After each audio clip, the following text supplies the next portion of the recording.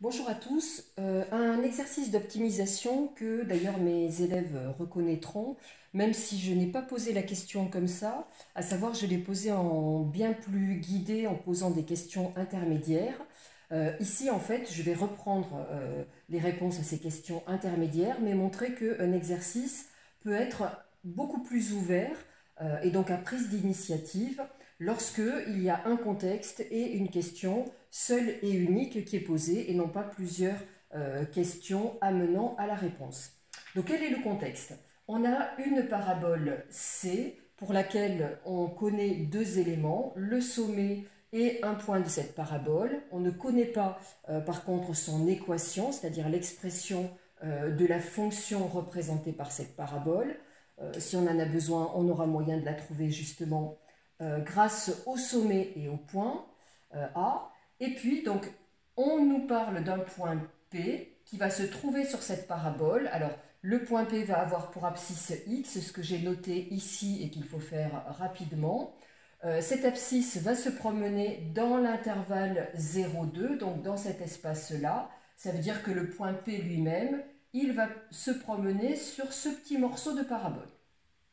Et l'objectif, en fait, c'est de savoir où est-ce qu'il faut trouver le point P, de sorte que l'aire du rectangle grisé ici soit maximale. Alors, je vais faire quelques petits schémas, et ça, je vous conseille vraiment de faire ça pour vous approprier, en fait, cet exercice et bien voir ce qui se passe. Donc, je reproduis rapidement la courbe représentative, voilà, d'un point de vue allure.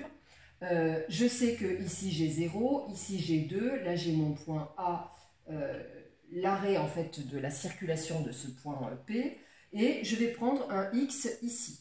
Donc à ce moment-là, le point P va se trouver là, et le rectangle dont on me parle, c'est celui-ci.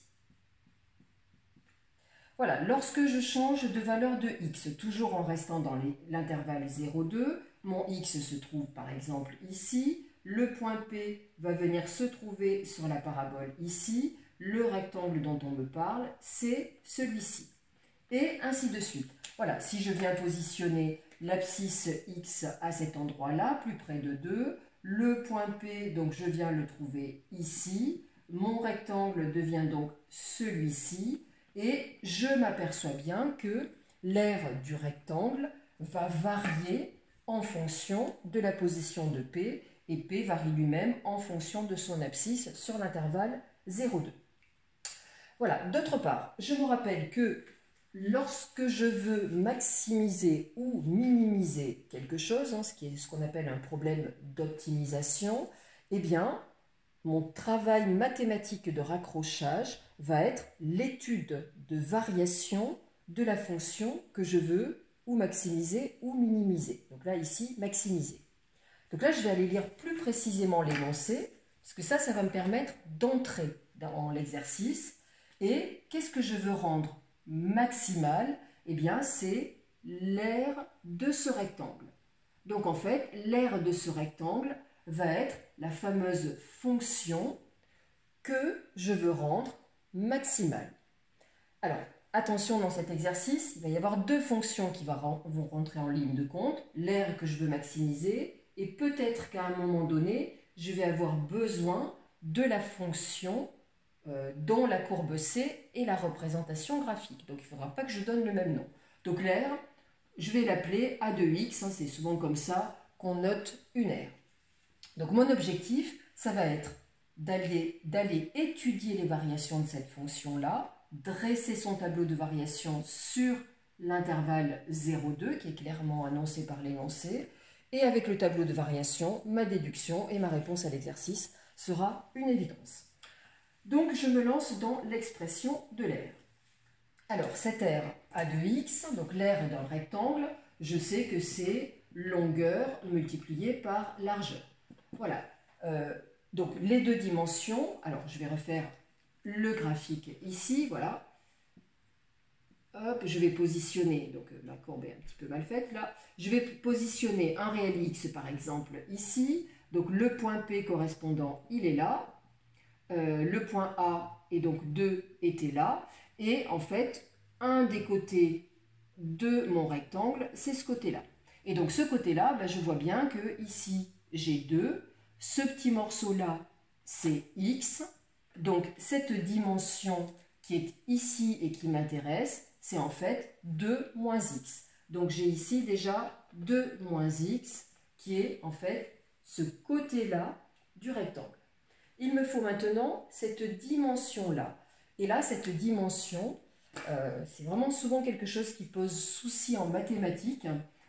À vous de vous rappeler que lorsque vous avez un point qui est sur une courbe représentative, que la courbe soit une parabole ou qu'elle soit ce qu'elle veut, eh bien ici, si j'appelle ceci la courbe de f, lorsque j'ai l'abscisse d'un point, eh bien je sais que ce point ne peut être sur la courbe que si son ordonnée, c'est l'image de l'abscisse par la fonction qui a été représentée. Mon point P est sur cette parabole-là. Cette parabole est la représentation d'une fonction f. D'ailleurs, je vais le noter ici, à la place de C, je vais venir mettre CF. Je fais attention à ne pas utiliser la même lettre pour cette fonction et pour l'aire, puisque ce sont deux choses bien différentes. Et donc, le point P, il fait partie de la courbe de f, il a pour abscisse x, donc son ordonnée, c'est f de x. Ce qui veut dire que cette dimension-là, c'est en fait f de x fois f de x. Alors, je vais préciser qui est cette fonction f, puisqu'on n'en a pas parlé dans l'énoncé, où f est la fonction représentée par c. Voilà, je l'écris en abrégé, fonction représentée par c.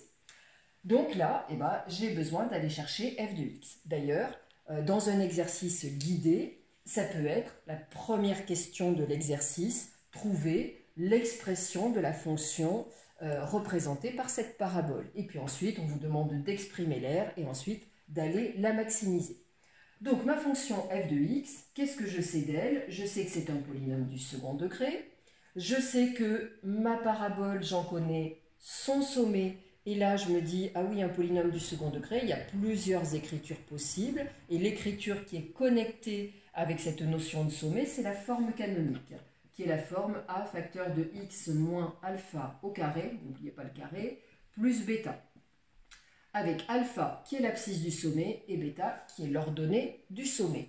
Et donc ici, puisque je connais les coordonnées du sommet qui sont 0, 1, j'en déduis que f de x est égal à a facteur de x moins 0 au carré, donc x au carré, plus bêta, donc plus 1. Il me manque a. Eh bien, tiens, dans l'énoncé, on m'a donné une autre indication sur la parabole, qui est d'ailleurs bien visible sur le dessin. La parabole passe par le point de coordonnées 2, 5.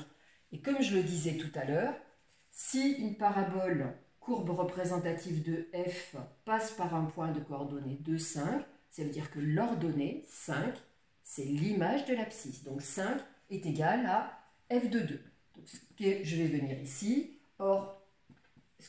écrire ici, pardon, f de 2 est égal à 5, donc cela veut dire que a multiplié par 2 au carré ça fait 4, 4a plus 1, je sais que c'est égal à 5, donc ça veut dire que 4a, je vais passer le 1 de l'autre côté, est égal à 4, et donc que a est égal à 1. Ça veut donc dire que ma fonction f de x qui me manquait ici, et qui a été représentée par cette parabole, eh bien, c'est la fonction f de x égale x au carré plus 1. Voilà pour cette fonction f. f de x égale x au carré plus 1. Voilà ce que je viens d'obtenir. Et donc, je peux désormais exprimer l'aire a de x et ensuite venir étudier cette fonction sur l'intervalle 0,2. Voilà ce que je vais faire ici et qui va me permettre maintenant d'aller vers la réponse à cet exercice. J'en déduis donc que a de x est égal à 2 moins x, facteur de x au carré plus 1. Voilà, en développant, ça donne donc 2x au carré, plus 2, moins x au cube, moins x. Si j'ordonne ça, moins x au cube plus 2x au carré moins x plus 2. Et je sais que x appartient à l'intervalle 0,2, ça c'était spécifié dans l'énoncé. Le point P ne parcourait qu'une partie de cette parabole. Cette fonction, je veux en trouver son maximum et en quel endroit elle est maximale. Donc je vais aller la dériver et dresser son tableau de variation. A étant une somme de plusieurs composantes, je dérive chacune des composantes, donc la dérivée de x au cube, 3x au carré, la dérivée de 2x au carré, 4x, la dérivée de x1, la dérivée de 2, 0. Je suis face à un polynôme du second degré dont je dois étudier le signe. Alors je pourrais le faire par le discriminant delta, mais là je vais voir que 1 est racine évidente. En effet, quand je remplace x par 1, eh bien, cela me donne moins 3 fois 1 au carré plus 4 fois 1 moins 1, ce qui fait moins 3 plus 4 moins 1, donc moins 4 plus 4, qui fait bien 0. L'autre racine que je vais appeler x2, eh bien, pour la calculer, j'ai deux possibilités. Soit je me rappelle que la somme des deux racines, ça donne moins b sur a, avec a qui vaut moins 3, b qui vaut 4 et c qui vaut moins 1. Soit je me rappelle que le produit des racines vaut c sur a. Quand j'ai une racine qui vaut 1, eh bien le produit des deux racines qui s'écrit 1 fois x2, bah, c'est tout simplement x2. Donc utiliser le produit des racines, c'est efficace. C sur a, c'est donc moins 1 sur moins 3, ce qui donne 1 tiers, et donc j'en déduis que x2 est égal à 1 tiers. Voilà pour l'autre racine. À partir de là, eh bien, j'ai le moyen d'avoir le tableau de signes de la dérivée et donc les variations de la fonction a. Je vais laisser l'expression de la fonction a parce que c'est elle qu'on utilisera pour aller chercher les images.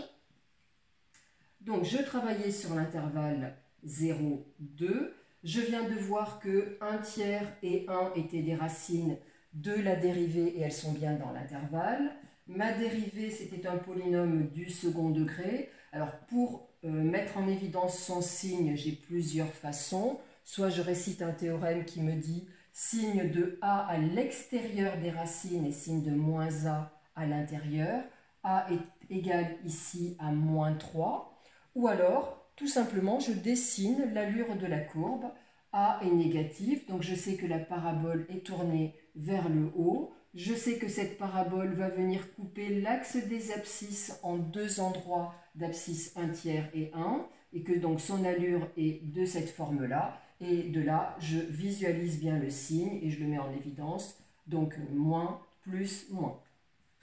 Ma fonction A, donc, qui représente encore une fois l'aire de ce fameux rectangle, est une fonction décroissante, croissante, décroissante, et puis on vient rechercher les images de 0, de 1 tiers, de 1 et de 2. Attention à ne pas vous tromper d'expression, on est sur la fonction A ici et non pas sur la dérivée.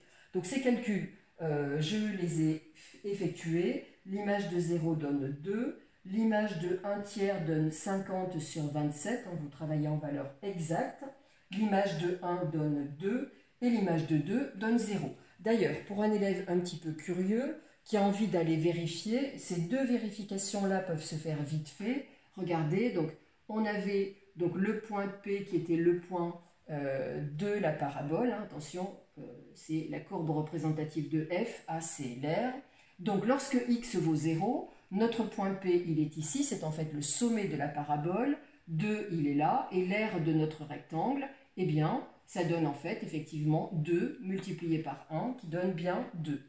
Lorsque x est égal à 2, notre point P en fait il se situe ici, voilà, et le rectangle, en fait le rectangle il est réduit à une verticale, donc son aire c'est bien 0. Voilà, ça nous persuade que ça a l'air d'être cohérent, tout notre travail. En tout cas, il n'y a rien qui est choquant.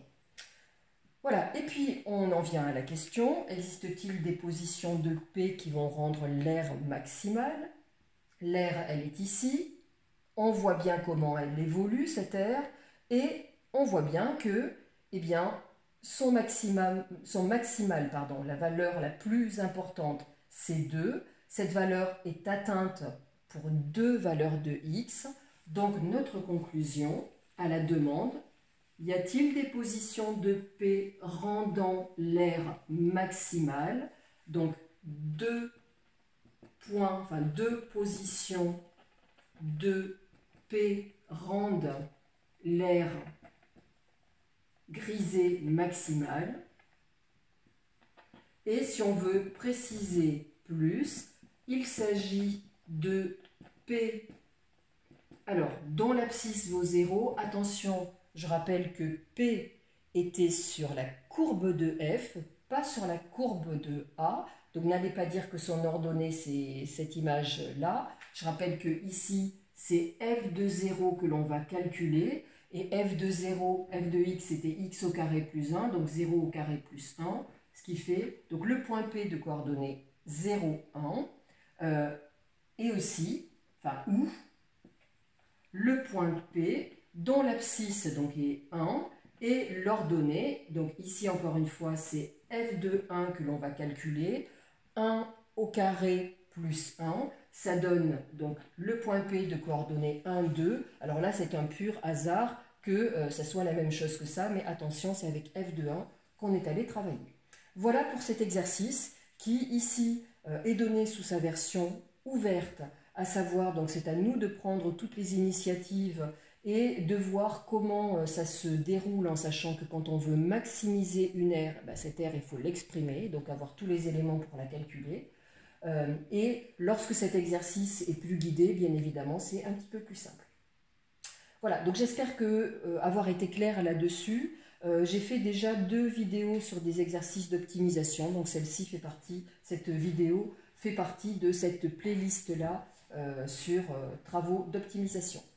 Voilà, et bien je vous dis à bientôt pour de nouvelles aventures mathématiques. Au revoir.